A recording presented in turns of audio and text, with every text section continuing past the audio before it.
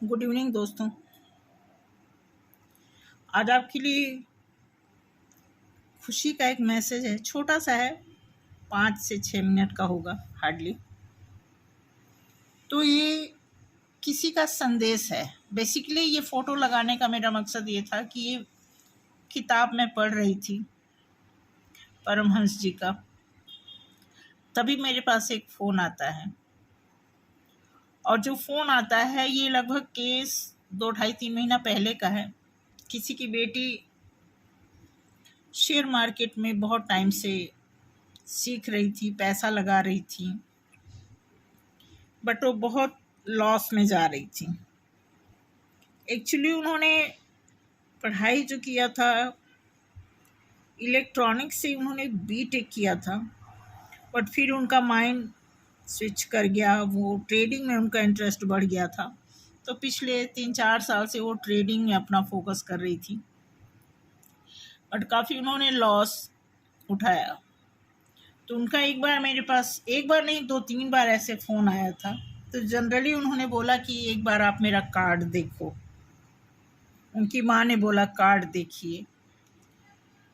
तो बहुत लड़की परेशान है, डरी हुई है, उसमें पैसा लगा चुकी है। तो ऐसे जनरली मैं उससे बात की। मुझे नहीं पता कि मेरे माध्यम से उनका काम ठीक हुआ या 3-4 साल का एक्सपीरियंस उनका काम आया।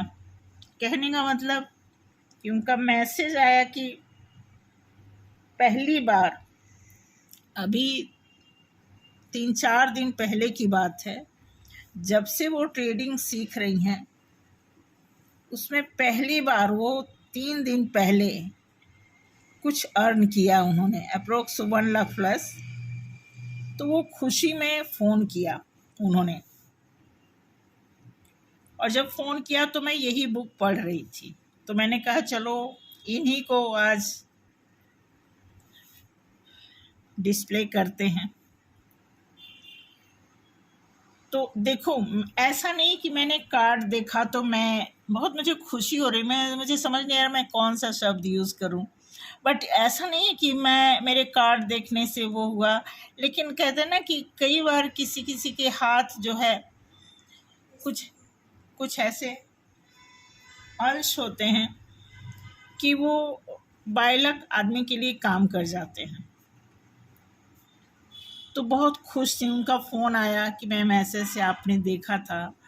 तो और हमने उनको सिर्फ पता है क्या बताया था, सिर्फ उनको मैंने ये बताया था क्योंकि उनकी लड़की बहुत पूजा पाठ, डेली गुरुद्वारे जाना, बहुत कुछ करती थी। मैंने उनको सब मना कर दिया। जब मैंने उनका कार्ड देखा ना, तो बहुत केतु का बहुत आ रहा था, बहुत, मतलब बार बार 7 नंबर ऐसे बार बार, जब 2 बार देखी, अब दोनों बार में समझ लो कि 20 कार्ड में तो समझ लो कि मैक्सिमम परसेंटेज 7 का होता था।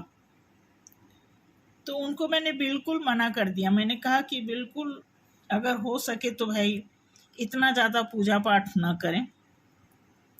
सिर्फ उनको साइलेंट मोड में मैंने बैठने के लिए बात की,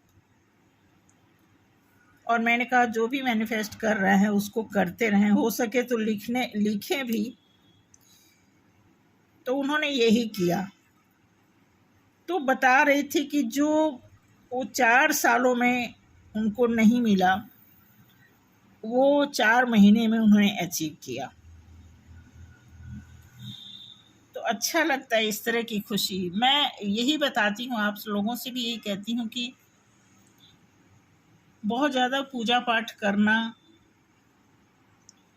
एक अलग बात है कि आपका इंटरेस्ट है, लेकिन कई बार ज़रूरत से ज़्यादा कोई चीज़ें हमारे लिए हार्मफुल हो जाती हैं, तो इसका भी ध्यान रखना होता है। ठीक है कि अब एक स्टूडेंट अगर कोई है, पढ़ाई भी कर रहा है, कुछ सीख भी रहा है, घर भी माँ बाप की भी हेल्प कर रहा है, तो बहुत उसके लिए बहुत शेड्यूल टाइट हो जाता है।